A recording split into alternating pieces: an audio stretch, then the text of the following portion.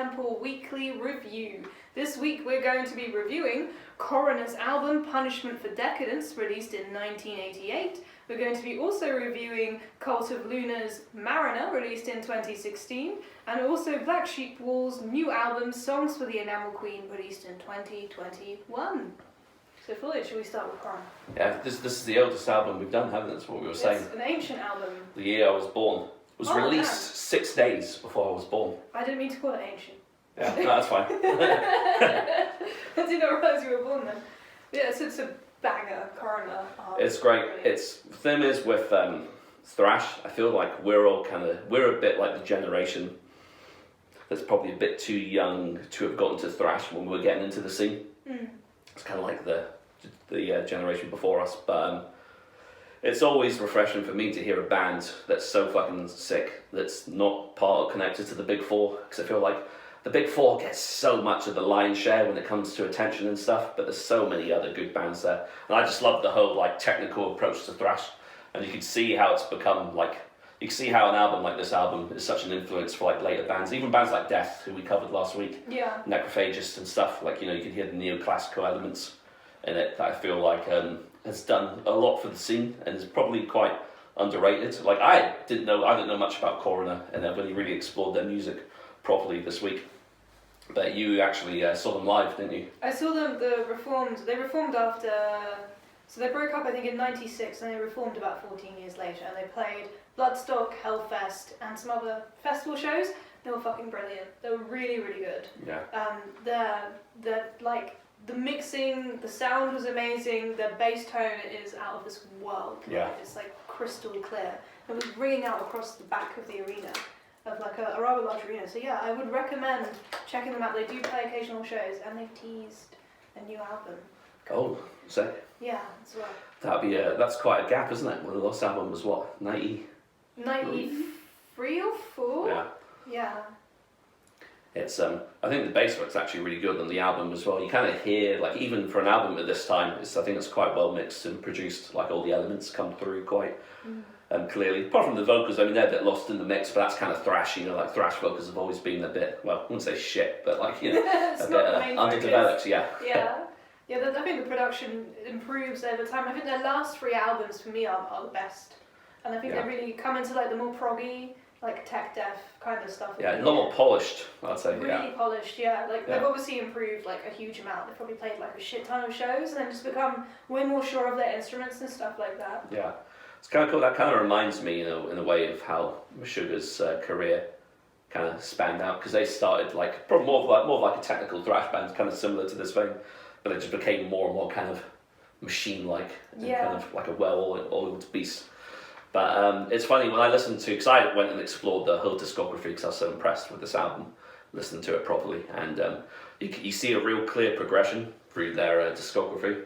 Like, and we were talking a little bit about the demo, which features our man Tom G. Warrior on vocals, and that sounds just like almost like trad metal-esque, like it's very Merciful Fate-esque, and has a lot of like classic thrash and speed metal influences. And the debut album, R.I.P., still retained a bit of that, and even had a bit of the Celtic Frost vibe, which makes sense, you know, to be countrymen with Celtic Frost. Roadies as well for Celtic Frost. Yeah, just thought it was a really cool fact. Yeah. And then this album, I felt like they were kind of at the crossroads between being like a technical thrash band while still retaining the rhythmic sensibilities of like the motion elements of a lot of thrash music at that time.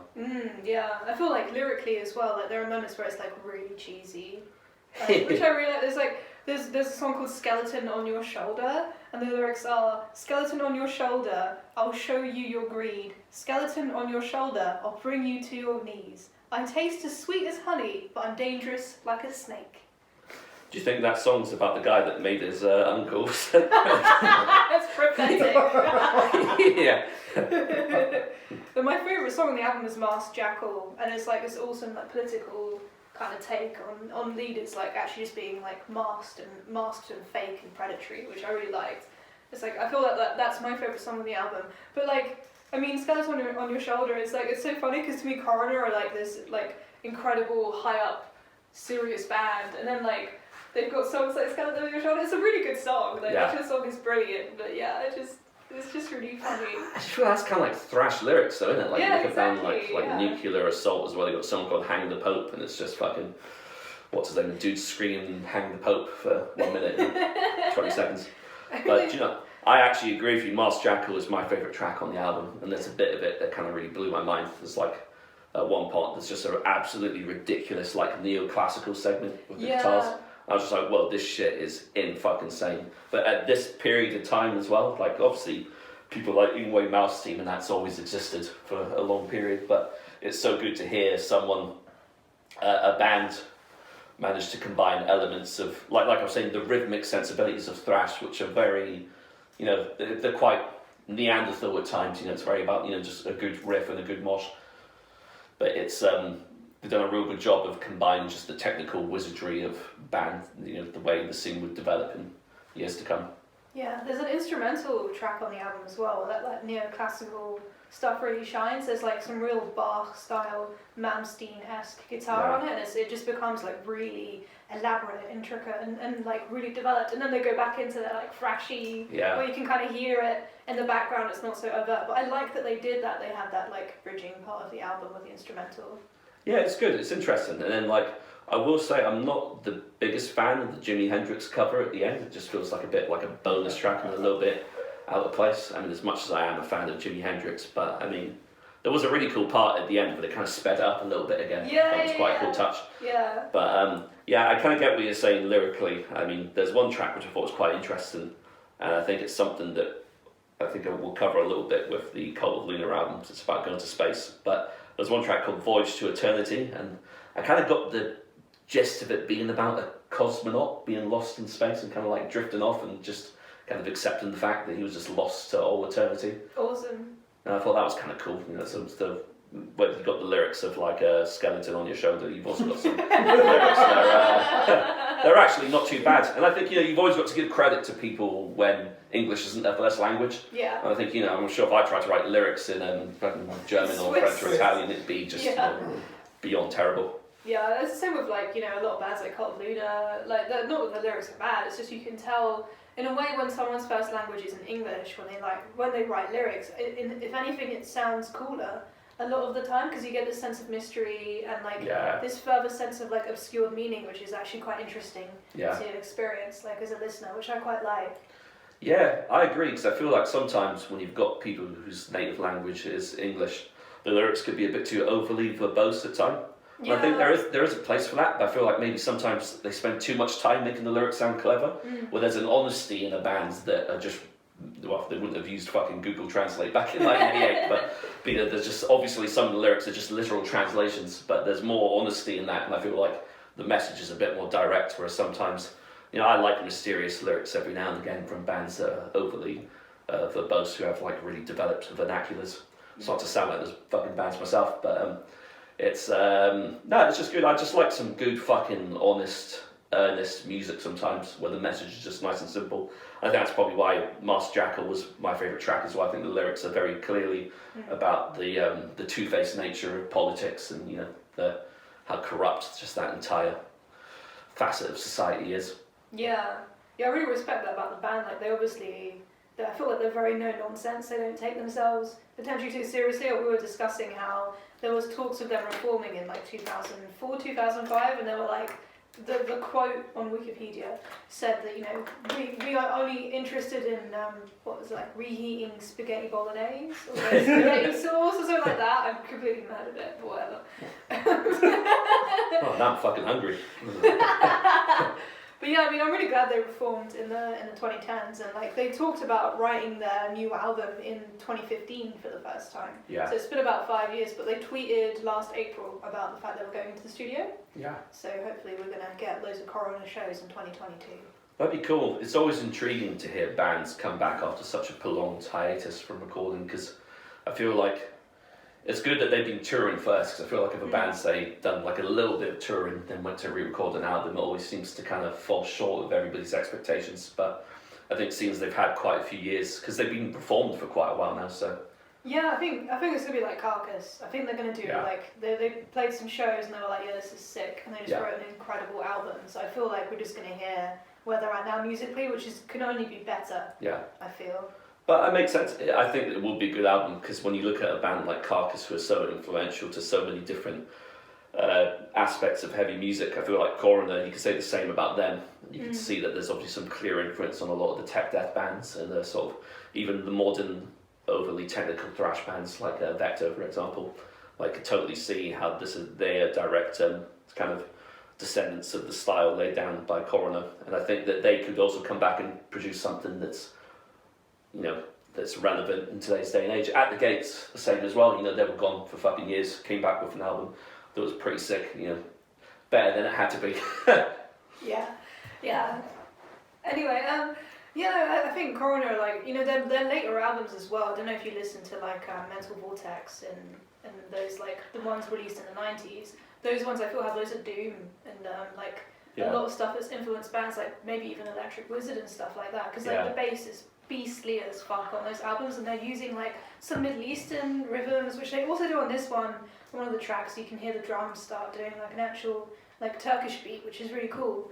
But I like how they just kept developing, and they've influenced at least 4 or 5 different genres, I'd say. Yeah.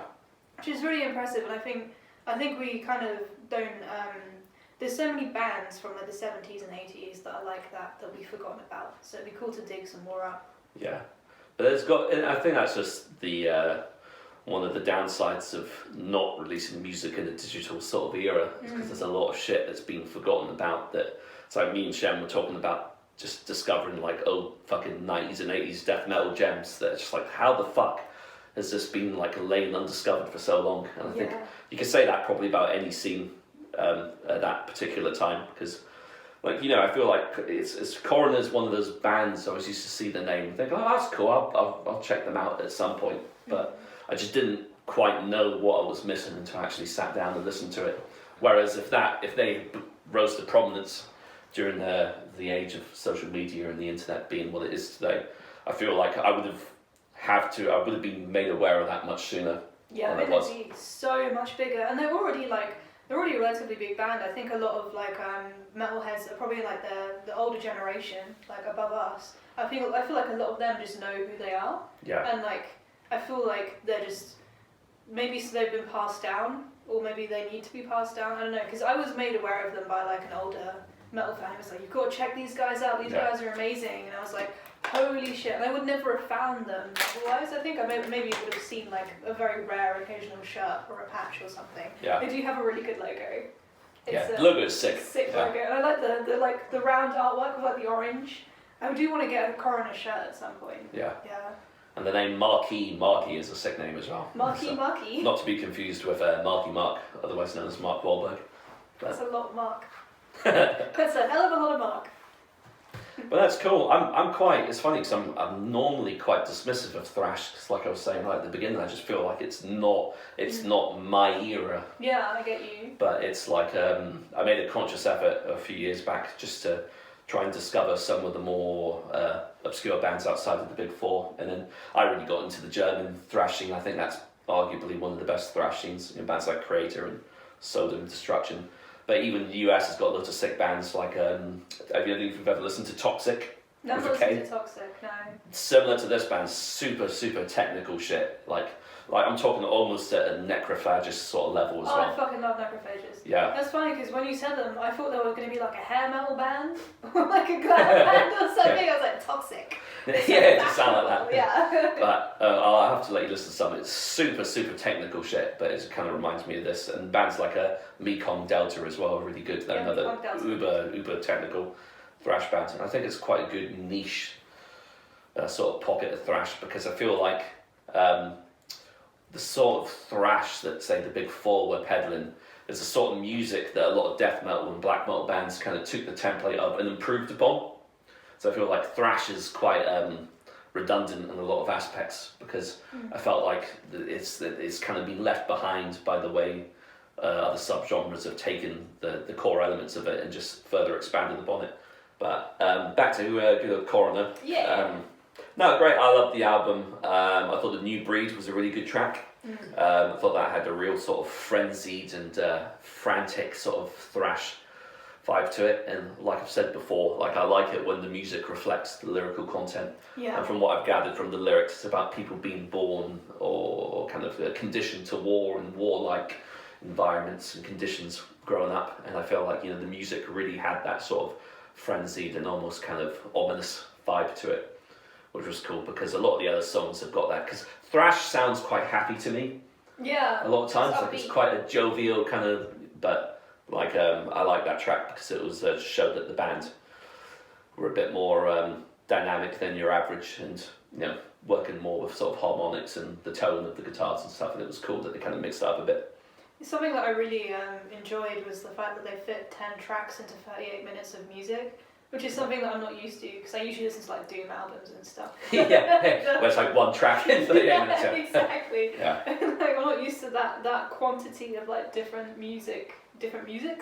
songs in that short amount of time, which I thought was cool. I think that's helped by the way the album flows. Like if you weren't paying attention to the track listing, I think it flows quite well. Yeah. Like, you wouldn't notice. Sometimes it's a bit hard to tell when the track's even ended and the other one's begun, because I think and I love a good fade out as well, and they faded the album out, which I thought was cool. And I think, you know, that always sounds pretty rad.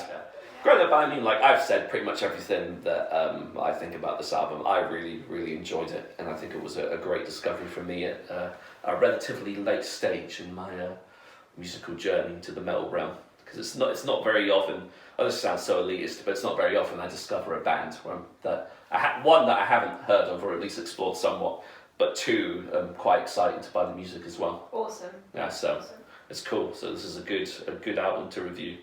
And it's an album that I will be spinning often. Sick. I'd give this a good 8 out of 10. I'd be inclined to agree. Yeah. It's like I said, I'm a bit like a broken record, but I do have to be in the mood for thrash. It's not my go-to sort of subgenre, because I feel like for the large part, death metal took the core elements of thrash and just made it better. Improved it tenfold. 100%. So, yeah. like, and you know, I mean, you just need to listen to Possessed, Seven Churches just to hear the direct evolution of thrash metal, in my opinion. But no, this is great because it's something different, like I said, so I'd give it a solid 8 out of 10, I think. Sick. I liked it. I liked it too. That's our review. We liked it. It was very good. So that brings us on to Cult of Luna Mariner with Julie Christmas. I'd quite like to hear your take on this because I think you'd have a lot of interesting things to say about this album. I don't know. Like, I've been listening to this album for years. Yeah. And like, we're all big Cult of Luna fans. We got Magnus Lindberg, who's one of the founding members of Cult of Luna, to actually master the Lowen album. Yeah. And like, it's just amazing. You know, like his production is like really good, and he just made the album sound like 1,000 times better than it actually did. So like, I think we owe a lot of our success to Magnus Lindberg. So I'm just gonna say nothing but nice things about Cult of Luna because they're an amazing band. That's why we chose them anyway. But yeah, like, this is a really cool album. It followed two albums that were kind of about like the inner city, about like you know, structures and the outside, and also like, you know, city life, like Vertical 1 and 2.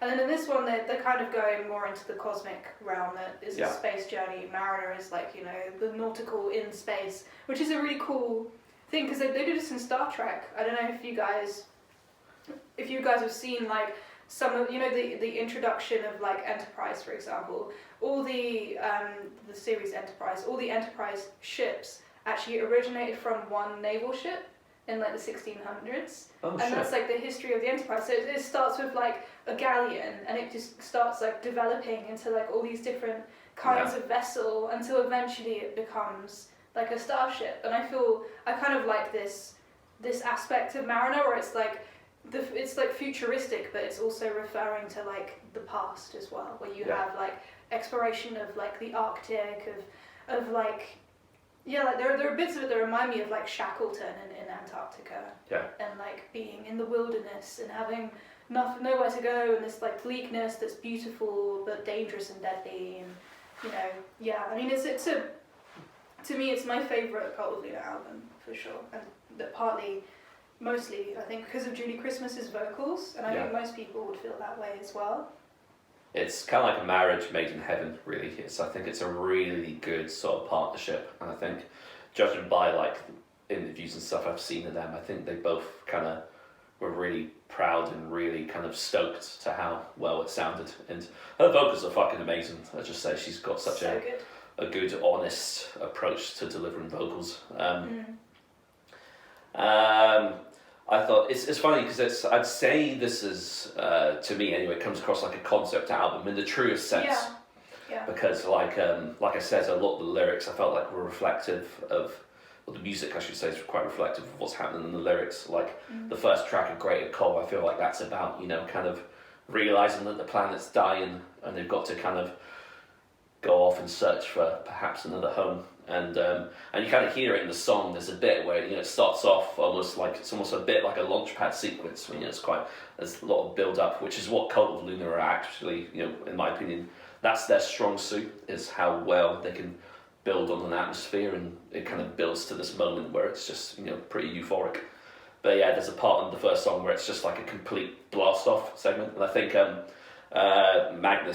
would be Johannes who was saying as much in the documentary, that, you know, that's pretty obvious and evident that there's like the moment where it's the blast off of the music and in the concept of the album, and it's I just think it's really cool. And you hear it in the first 3 tracks that are a bit sort of shorter in length, like they're quite accessible, whereas the last 2 tracks are a bit longer and a bit more sprawling, and that feels more like an exploration of music, which ties into where they are in the story, which feels to be exploring the more deeper elements of space. Yeah, I agree. Like the kind of, I feel like there's like a high point of the album during like the wreck of the SS Needle, which is my favourite song. Yeah. Because it's so like frantic, and like Judy Christmas's voice in that song is incredible. Like how versatile it is in that one song alone. Yeah. And like her cleans are just they're like crystal clear and beautiful, and she has so much colour in her voice and so much strength behind it, but at the same time it's like kind of fragile, but like not in a way that's like a negative way, in just like a really beautiful way. And then she'll like burst into these like distorted kind of screams and wails and stuff in a way that like it almost reminds me of Lingua Ignota, even though it's not the same in any way. It's not like, I was thinking that. Yeah, but like there's this incredible like mastery of her voice where you can tell she's like really deftly communicating with it, like every aspect of like the emotion of what she's trying to convey in the song and what Cult of Luna are trying to do. And like that's even more impressive considering the fact that they didn't even meet each other until halfway through the album. Yeah, that's crazy. Because she's in America and those guys are in Sweden, and they were just doing everything like over email and electronically. So that's just so, it's like truly a piece of art that it seems so seamless the way it's been recorded. It seemed to be in the work for a while, because I remember hearing that they met at a festival in London. It was the Beyond the Redshift festival, I believe. And kind of like where they were talking about maybe working on something even as far back as then. It was kind of just something that was kind of just, they were both waiting to happen. But no, yeah, you're right. I mean, I would have presumed that this would have been, they would have recorded this together. Yeah. From beginning to end, because it sounds like such a good union. Like it's just so synergistic, to quote the Americans, such an American term. There's a Simpsons episode about that word. But yeah, it just gels so well together, and like even in the vocals, which I think is super varied throughout the whole album. Definitely. Because like Johannes, who I believe is doing the bulk of the Cult of Luna vocals, is he's got like that classic like fucking like distorted raw that you hear in a lot of fucking metal. But then, like you said, she's got so much more of an earnest approach to vocals, and they're similar to Lingua Ignota in the fact that it's very human, and it's just like, and even slightly cartoonish at times. Parts of the vocal, it's really fucking eerie.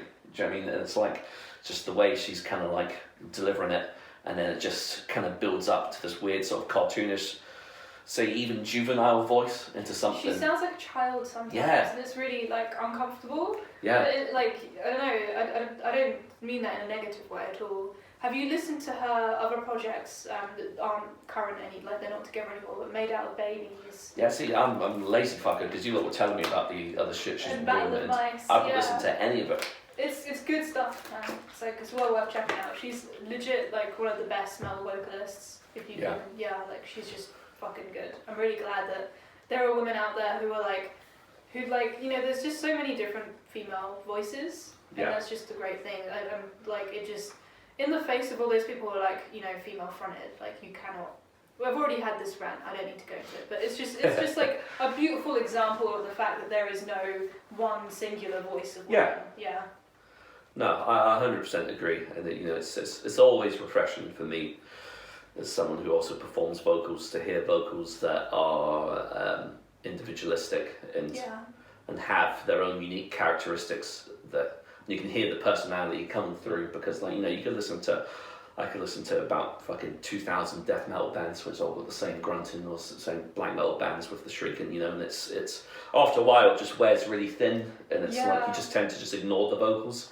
Yeah. But here I think it's what they've done a really good job of is perfectly balancing the instruments with the vocalizations that are on the album. It's like I said, it melds so well, and I think to Cult of Luna's credit, that's something that I feel like is definitely always been their strong suit, just the way they can compose these soundscapes that are so expansive. And there's always, I think we were saying this, there's always that moment where they just fucking hit you with like a riff or a part that's just like really fucking like groovy or intense. My favourite track on the album is, so I don't know why I said my so loud, and then that was just ridiculous. My favourite track on the album is probably Chevron, the second track, because I love the contrast between just the fucking. I love it when vocals like are fucking. It sounds like they're dueling. Yeah, and, going over each other. Like you got Johannes like fucking roaring like a madman, and she's just like. And I believe that's the track where she's got like the slightly cartoonish voice, and it just escalates and escalates. So she's doing a weird like kind of like frantic yelling, which I think is just super super cool. And the music's sick. It's got a really crunchy riff when they're saying, "Oh, the beast has come to gloat." I just think it just sounds so fucking cool. Yeah, the lyrics are like really ethereal on this album. Yeah, it's I think there's a fair bit of, I interpreted it as if there's a fair bit of allegory in some of the lyrics. Yeah, definitely. Like I felt like one of the tracks, I felt like they were talking about well, I feel like Chevron I thought that was maybe talking about Mother Earth and Mother Earth rebelling against humanity. I thought the beast is maybe referencing Mother Earth and the fact that she's come to gloat and say, like, you may think you've done your damage to me, but ultimately I'm always going to win. You can never fucking, defeat me. So I feel like a lot of people are quite ignorant of things such as Mother Nature and the damage we do to it, even in this day and age, where I think we are a little bit more conscious of it now. But not enough. No, it's definitely 100% fucked. Nowhere near enough, and I think I love it when I hear it in media and art forms where people like turn it into something that we can perceive as a threat, whether that be through not necessarily a villain, but someone who is Save the Frogs with David Attenborough. Yeah.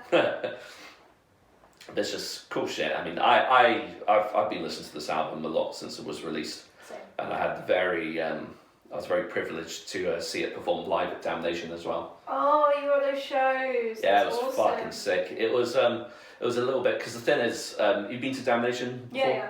The thing is, you've got to be a fucking absolute godly timekeeper to get to see the bands you want to see. Because like if you're like say front row and you want to watch someone else on the next stage, like the main stage, then like good luck even getting into that room. Like you've got to make sure you're leaving 5 minutes early to get a good spot. And that's annoyingly, that's kind of what happened with these guys. Like I was right at the fucking back, so I would like to have been a bit closer. And it's I love Damnation, but like it's such a long room, the main stage. Yeah, I had that experience because I was there. I went to see Electric Wizard in the front row, so I had to go and stay in the front row for like 2 bands before them, just to be able to see them, because I knew that room fills up really quickly and you can't get in. Yeah, it's impossible. Yeah. But yeah, I mean that was an amazing performance at Damnation. Watching that was good, and I felt like they've done a really good job of just kind of transferring the sound and atmosphere of the record to the stage. Like it sounded exactly the fucking same. That's so impressive. Just in a live setting, so it was that much more intense. And amazing. And Cult of Luna are similar to Meshuggah in the sense they've got the fucking pulsating lights and stuff, and it's just really disorientating in a good way. Maybe not if you're epileptic, but I mean, but I thought it was pretty fucking cool. Nice. That's really impressive. But it's great, and I just want to say, this is a really good album, and I think it's. I love it when you've got a collaboration that's a collaboration in the true sense.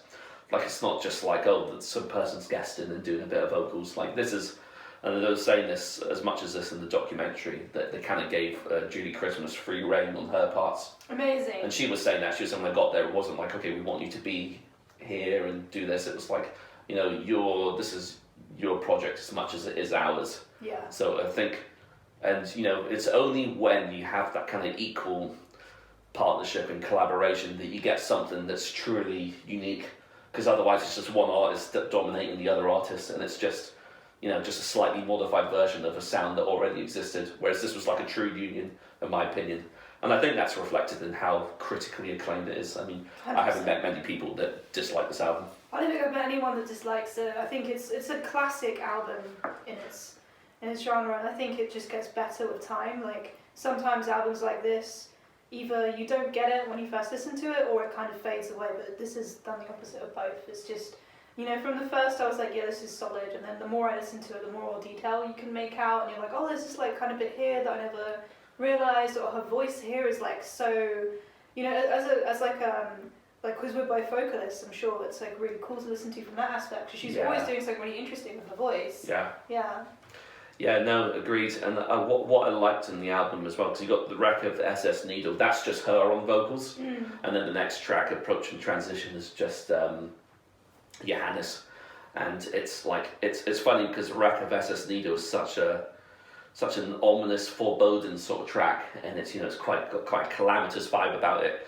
But Approach and Transition is very like, you know, post-metal-y, very like quite calm, and it's just interesting how they took the time to have one song with just Julie on vocals, another song just with Johannes, and I thought it was just really cool to have. They've got just that they've obviously put a lot of thought into how the vocals are composed and comprised, which I think I always appreciate as a vocalist myself. And the last track was amazing as well, Cygnus, which I think is the correct way to pronounce. It's a swan, right? A Cygnus. Yeah, so it's a nearby constellation on the Milky Way. Oh, of course, yeah. But yeah, it's Latin for swan, or Greek Latin for swan. And I kind of saw this as quite an allegorical track. So you've got the context of the sci-fi aspect of the album about the SS Needle, which I presume to be the ship or the vessel, you know, journeying in search of a new land or home. But I actually saw this as being quite allegorical about death, because I feel like it's kind of, you know, accepting your own journey into the unknown, which we all eventually end up having to take when we're at the end of our lives.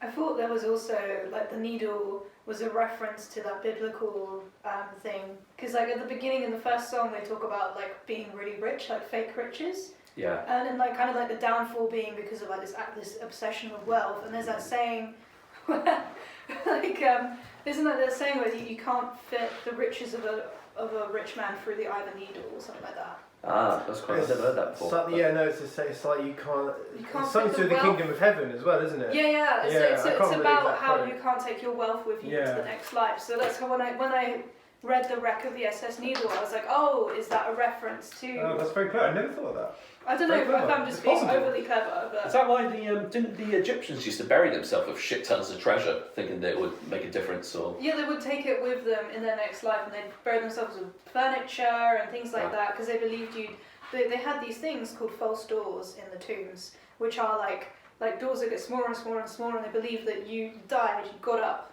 out of your body, and you walked through this door, and that would be the doorway into this like hellish journey. Yeah. And if you needed loads of riches to pay all the people, like the gods and the demons and the things that you'd meet on the way, otherwise they'd just devour your souls. If you were poor, you were just fucked. You're just automatically going to hell. Yeah. So it's like super important to have like a nice bed, a nice sofa, your servants, your wives, so they're all going to join you in the underworld. How disappointing for them. I mean, they might not be wrong. Yeah, actually, I don't know. So yeah, that's very presumptuous of me. Yeah. I feel like they probably are, but maybe, Well, they're dead, they don't have a fucking clue, so...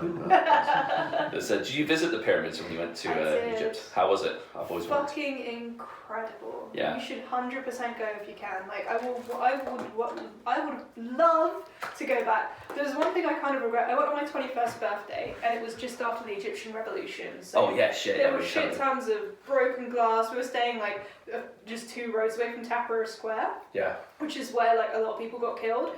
And we went to the Egyptian Museum, and there's just people with Kalashnikovs and AKs fucking everywhere. There's like broken glass. It's like, is that a bloodstain? I don't know what that is. And the Egyptian Museum is great because there's like 100 cats just chilling out in, Oh shit! No way. in the That's museum and outside the museum. They're just cats just like sprawled over all these monuments, and you like wander in and you're like, it's fucking cool. It's really fucking cool. But in the actual pyramids, you can go into the pyramids, and like it's really claustrophobic. Because I remember like there's just like a hole in the pyramid, and then there's like a really steep, or it's not a drop, but it's steep, and then you go down, and it's dark, and there's like 50 people going down at once. I didn't go in, but I saw pictures. It's just a room. You just go into a room, but like I didn't do that. I kind of want to. Yeah, that would probably freak me out a bit. It's a bit too claustrophobic for me.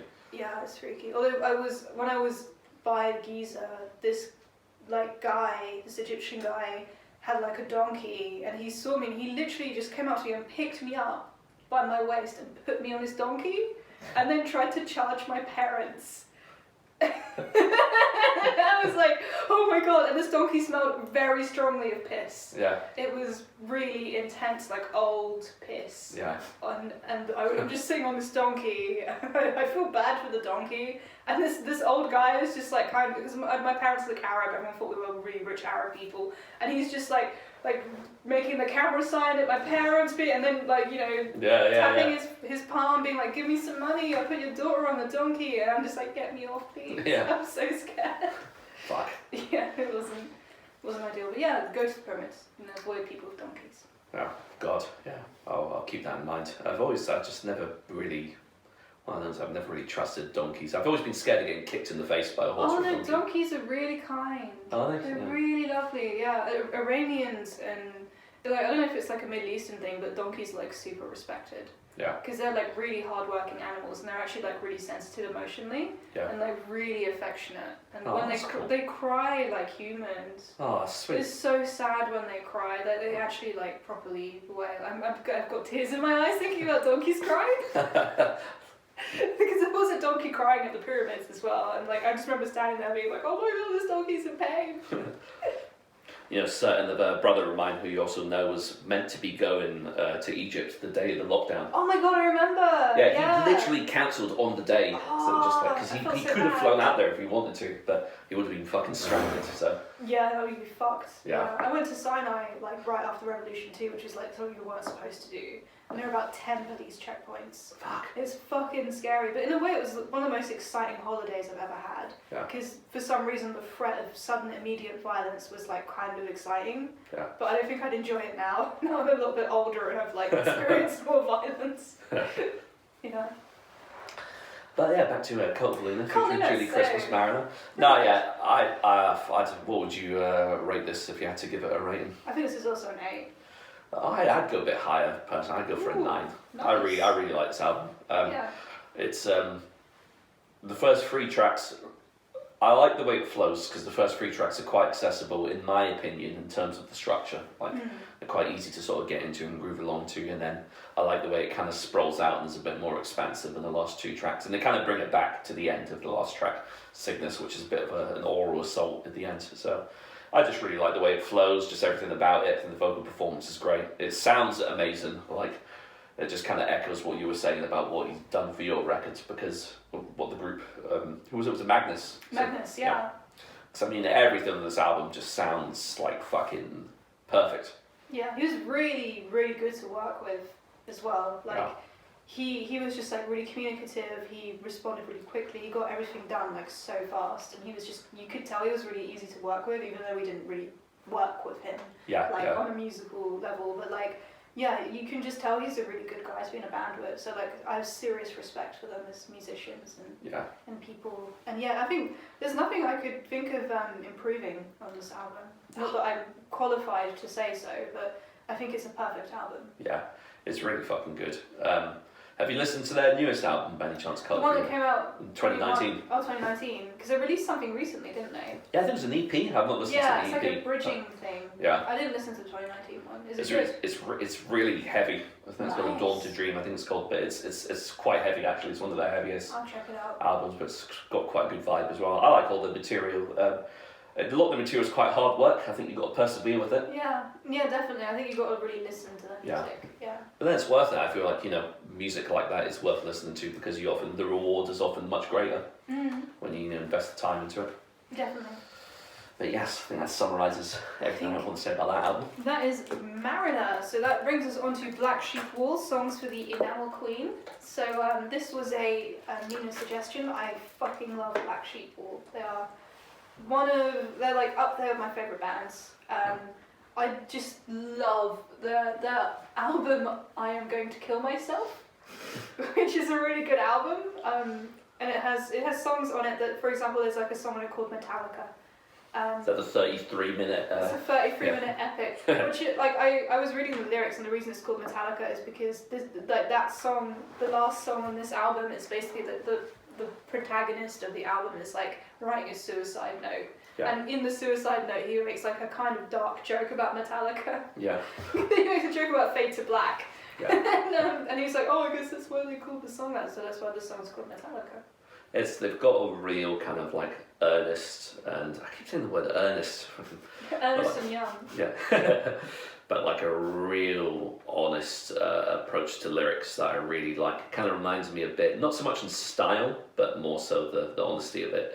J.R. Hayes from Pig Destroyer, like he writes shit that it's like there's no real like narrative structure or anything. Like his words are maybe a bit more poetic, whereas like when I was reading a lot of the lyrics, not so much for this album because I couldn't actually find any. There's no written lyrics, but I did get a few snippets of the lyrics. Yeah, I managed to catch a few bits, listen to it, but looking back on previous albums, it's very much like it's almost like you said, it's like notes or like letters written to people, which I think is just a really cool approach to doing it because I think there's a certain art in making that captivated and not totally random and to kind of what's what I'm looking for.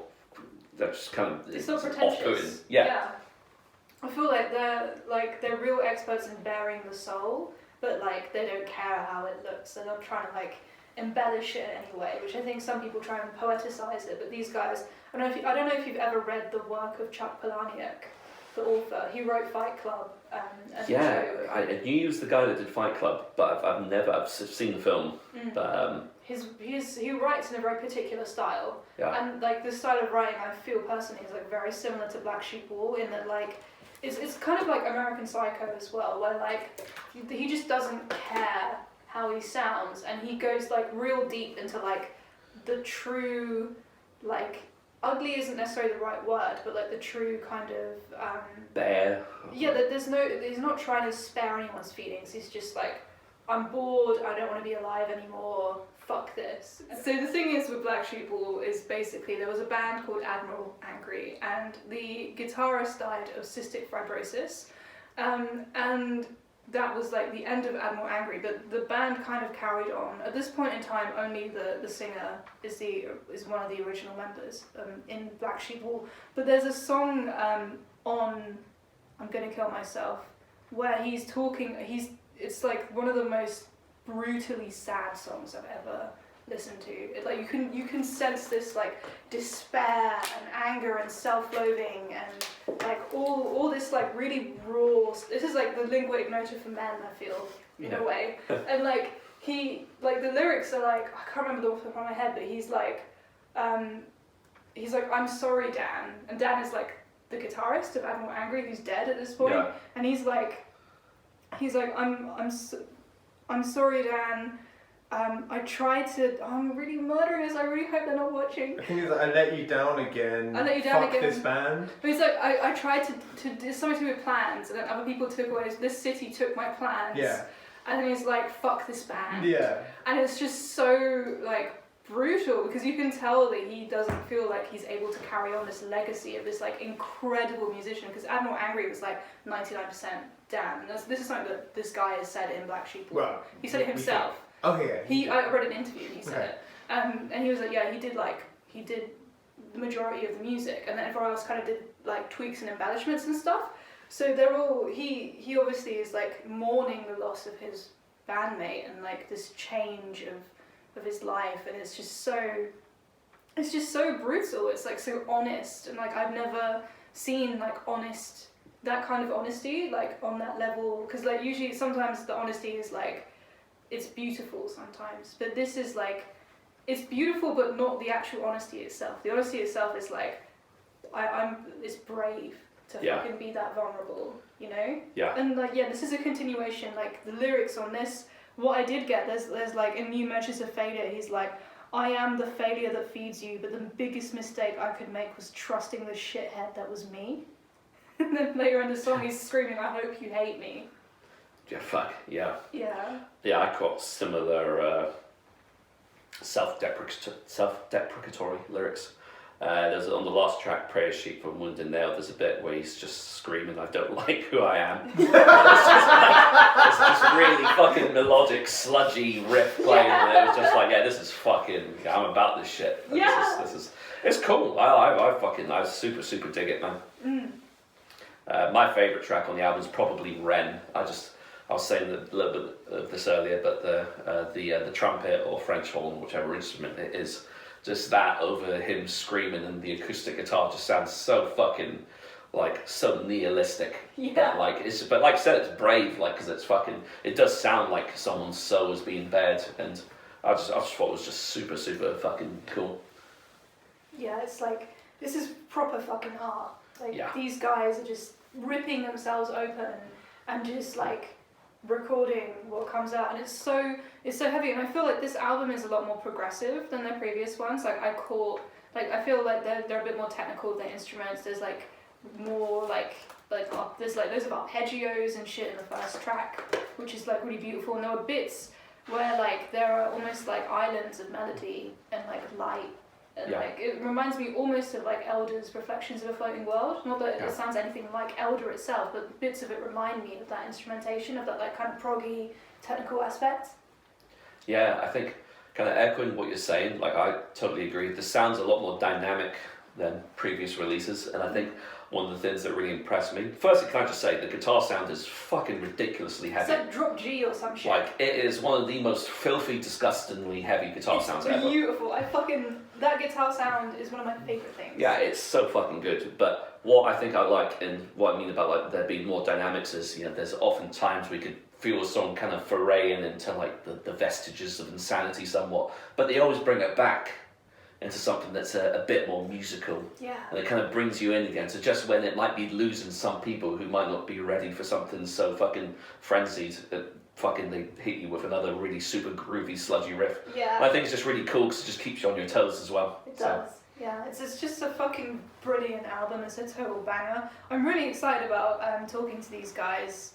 It's just going to be really exciting. I was reading some like interviews that these guys have done, and the vocalist Brandon, I think Gillickbauer is how you say his last name. I'm really sorry if it's not. Please forgive me. But he says that the lyrics for New Measures of Failure and the album as a whole, apparently they're autobiographical and personal. Yeah. And he says it's probably the most honest he's ever been, which is crazy because that's really fucking honest. And he says that there are a few allusions to other people in his life, but overall it's focused on his personal issues, mentally and struggles with substance abuse, as well as acceptance of who he was and in some way who he'll always kind of be. Yeah, it's heavy shit. It's pretty heavy. And obviously a lot of people are resonating with that, because I was looking on their Bandcamp and they've sold out 500 copies of their vinyl, which is really fucking impressive considering it came out like less than 2 weeks ago. But yeah, it just shows that, you know, that people, there is a demographic out there for people that want super, well, I'm not going to use the word earnest again. But you did. They're just like super honest and like bearing your soul, just balls to the wall, heavy shit. Like similar to like what we were saying, Lingua Ignota, like, you know, there's the people are craving for stuff like that, because it's perhaps for some people it's easier to resonate with something that is music that is portrayed and performed by people who are so obviously hurting, and like it's just that's easier to resonate than something that is, say, quite polished or you know, or overly poetic or overly verbose, like what we were saying earlier.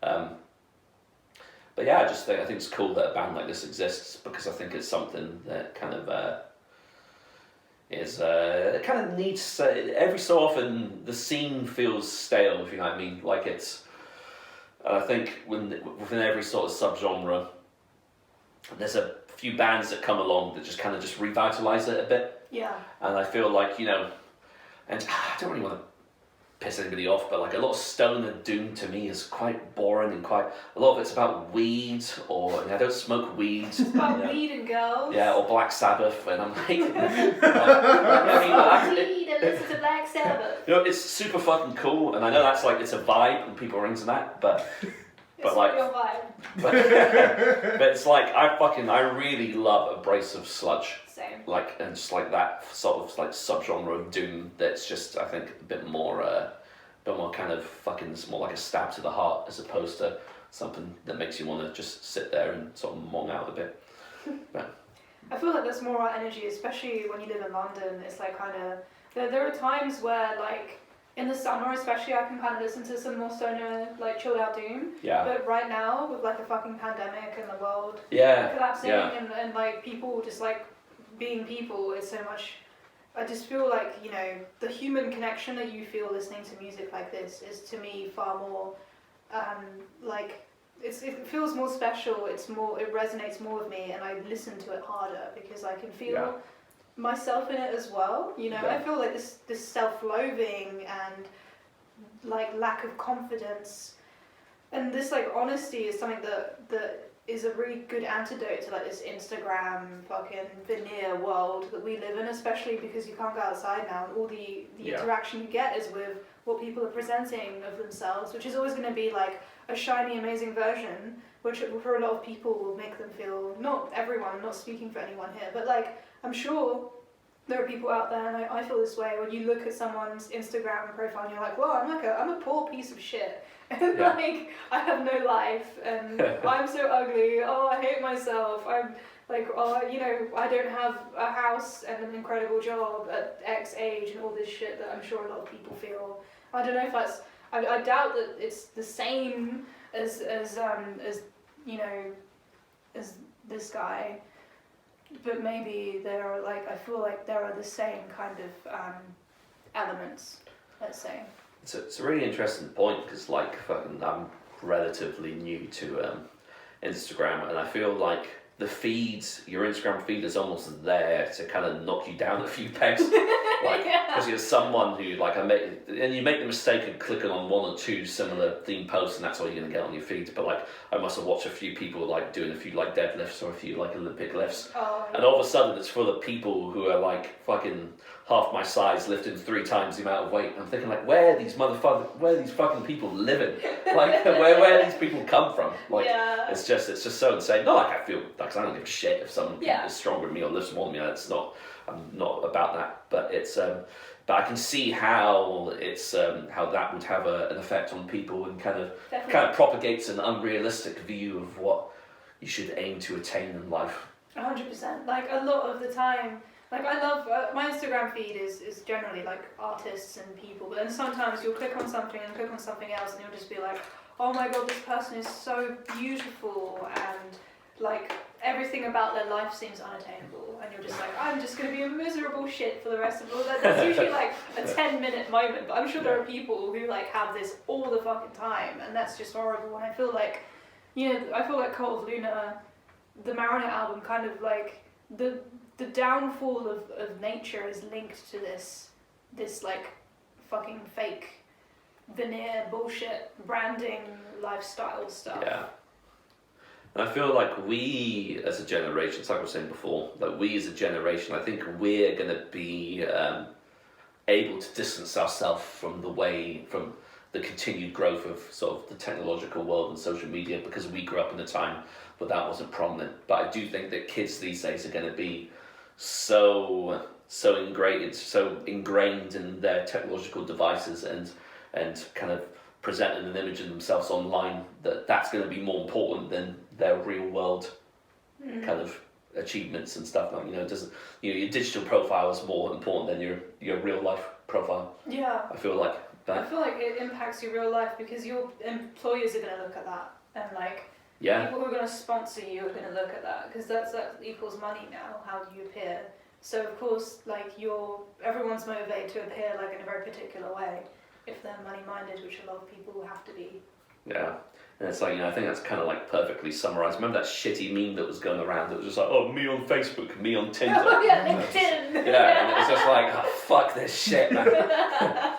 But no, that's why I think music like this is just such a good fucking antidote for all that sort of bullshit. Even if it's not, they're probably not, I'm not saying this album is about how much Instagram pisses them off. But it's definitely something I would listen to cleanse my palate after being pissed off about the way the world is. Yeah, definitely. I feel like this is like really grounding and like it's just really healthy as well that like people are just saying how they fucking feel and they're not like sugarcoating it and they're not that like, he's like, oh damn immigrants, it's not like that, but it's like, it's just like, well, you know what I mean, because someone could listen to that and be like, oh yes, this is a license to be a fucking racist, so I'm just saying how I feel, some people are like that. I'm just disclaiming my statement so it cannot be taken out of context. But no, I think it's really cool that like they're being emotional in this way and they're just, it's just fucking sick. Like, thank you for bearing yourself in such a manner and doing it beautifully. Yeah, I think, 100% agreed. I think a lot of it stems from, they've got a very hardcore punk rock aesthetic. Yeah. And I feel like reading a couple of interviews, I know they're influenced by some of the older bands of that ilk, even some of the early proto-metalcore bands like Botch and Will Haven. I love Botch. And you can hear that. I mean, like I was saying to you guys, they're from California. It's the birthplace of both thrash and and hardcore, the hardcore punk scene. So it's probably California's probably done as much for the music scene as Birmingham, England has, because it's definitely helped develop a lot of the subgenres that are massively popular. But yeah, they've just got that. It's just that punk rock fucking sensibility and honesty and like. Some of the tracks, like especially some of the shorter tracks, have got some really cool like dizzying riffs. Like they're quite technically proficient in a way that kind of reminds me a bit of like Dillinger Escape Plan. And it's cool to hear. I always liked the idea of hearing like music's being played super well, but in a sort of a hardcore fashion. Yeah. Like it's just really fucking chaotic and frenzied, and just super just super rad. Like I've always dug it. Yeah, the energy is like fucking sick. It's always really good. Like throughout all their music, there's always just. They don't have a bad album in my opinion. It's always heavy. The guitar is always disgusting in like the best possible way. Like it's the kind of guitar that if you saw it live, you'd make that face. You know that face? Yeah, that's what the like. Yeah. You're like. Sort of face I make when you walk in here. The toilet's backed up. Yeah. It's that face. Yeah, it's just fucking beautiful. I really, really hope I get to see these guys live, and I bet if they did play live, everyone in the room would just go ballistic. It would be an incredible live performance. Yeah, it's. I think they'd be super fucking sick live. So I just had a vision of the first time I saw Bosk play live. Yeah, what was that like? It was actually hilarious. It was at Bloodstock on the Sophie stage, and I think it was 2013, first time I saw them, and so they sort like most of their album, their full length album's quite melodic. Actually, it's very kind of post rocky, but some of their earlier stuff is a bit more kind of cacophonous and and aggressive and. They just go on stage and they're just playing the instrument, and the singer comes out. He's only on stage for when he needs to scream. So he came out, screamed for a couple of minutes, then pissed off while the rest of the band just played the rest. I just thought, man, that is so fucking cool. Like this dude just doesn't give a fuck. He just came out, screamed his lungs out for 3 minutes, and everybody was just like, what the fuck? And then the rest of the band, and he just walked off. It was brilliant. It's just super fucking cool. I was like, it's like anti-frontman. Just love it. I love that. That is really fun. Oh. Yeah, it was super cool. That'd be really fun to like mess with people like that. Yeah. Huh. You can't really do that in a small venue because you'd just be on the side. Yeah, just awkwardly stand. Yeah. You just got to go back up.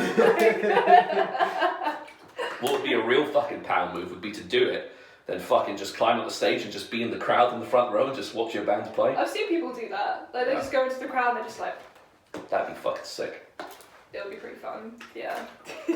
Yeah, I would love to see this group live. I feel like if they could even capture an iota of the madness and the sheer nihilism that's on record here to the stage, it'd be a worthwhile show watching. Yeah, definitely. Worthwhile show watching. Worthwhile show watching. Yeah, sorry, sorry, channeling Yoda there for a second. That sounds like a cowboy film. Yeah, worthwhile show watching. Yeah. Well, I think this album for me is another 8. I think it's a 888 day for me. Yeah.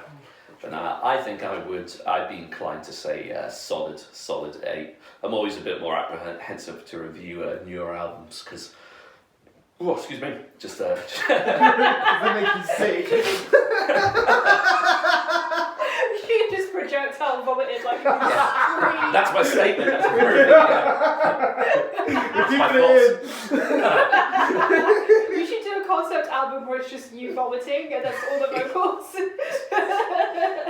Do you remember that time? I can't remember whose episode it was when we were talking about something really quite deep, and he kind of looked at me to speak, and then I just kind of just sneezed. I was like, sorry, I just needed to fucking sneeze. Just killed the entire fucking room. Yeah. Classic. The best. I think it adds to the Yeah, it's always the way. Like I always produce some form of fucking gas or sneeze or fuck up of words when I want to say something meaningful. But I think a solid 8. But it's an album I'll listen to. I need to well, fuck that. I'm totally losing the plot now. Explore their discography a bit more because I'm not listening to listen to some of the earlier albums. Yeah. Explore. Exclography. That sounds like a fucking tech. Yeah, I'm just gonna just to make speaking easier. I'm just gonna combine words. Portmanteau everything. Yeah, that's the future that Cole and Luna were talking about, man. Just taking it back to this album quickly, I just want to say I was really. It's really good to have a week where I've made 2 discoveries of artists I'm going to check out. Awesome. Well, both with Coroner and Black Sheep Wall, because I think this band does have a lot of potential, and I think that with this album, it seems like they, in my opinion, seems like they made a conscious effort to present something a lot more musical that might be not necessarily more accessible, but something which might cast a wider net than previous albums. Like, not everybody's going to want to listen to a 33-minute Suicide Note track. Right. As much as I fucking dig shit like that massively. I think it's a logical next step for the band, and I think they've done a great job in kind of, taking that next leap. I would also really recommend checking out Admiral Angry as well. Yeah, I remember you showed me one of that guitar tone is fucking also just ridiculous, man. It's so good. And they have song names like Sex with a Stranger. It's just brutal. Bog vomit. Fucking just, oh my god, that band is so good. It's really tragic that that guy died. But at least, Black Sheep Wall are continuing it, and I personally think they're doing an incredible job. So I don't think that they're letting down. But that's not for me to say. So hopefully we'll talk to them next week and see what they have to say for themselves. Exactly. Yeah. Yeah. That'd be great. So thank you so much for watching. Do you have anything else you want to say? No, I'm gonna abstain from talking because I feel like my brain is on the verge of just fucking up every word imaginable. So. That's part of your charm. I like it when you create new words. Thank you for watching, guys. Just let us know if you want us to look at anything, review anything. We're always happy to check out new music. Feel free to like and subscribe. We're on Instagram and Twitter and Facebook. Come and hang out with us. Tell us we're shit. Tell us we're great. Tell us you want to come on the podcast. We will listen and we will respond. Thank you and good night. Till next time.